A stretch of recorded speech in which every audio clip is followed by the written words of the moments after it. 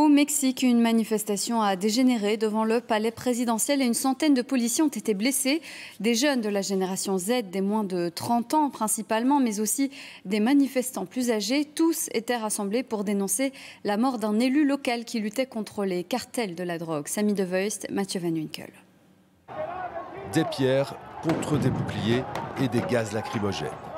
La manifestation a tourné en violence en passant près du palais présidentiel. Des jeunes principalement, rassemblés pour dénoncer la politique sécuritaire du Mexique, pour demander plus d'actes face au narcotrafic.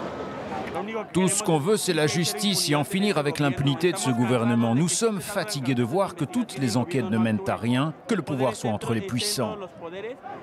Dans la foule, ces drapeaux pirates issus d'un manga très populaire, devenu le symbole d'une génération Z.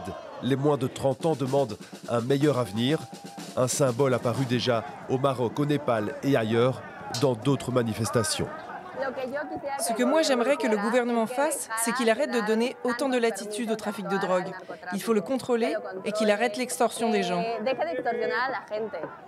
Ces sombreros distribués sont la réplique du chapeau que portait Carlos Manso, un élu local assassiné par les cartels de la drogue. Pour moi, tout ça est une preuve que les gens se sont réveillés. On ne peut plus être aux mains d'un pays où gouverne la délinquance. Ça suffit, on a atteint la limite. Le mouvement des sombreros s'est levé au Mexique, dans un pays où la violence des cartels fait 20 000 morts chaque année.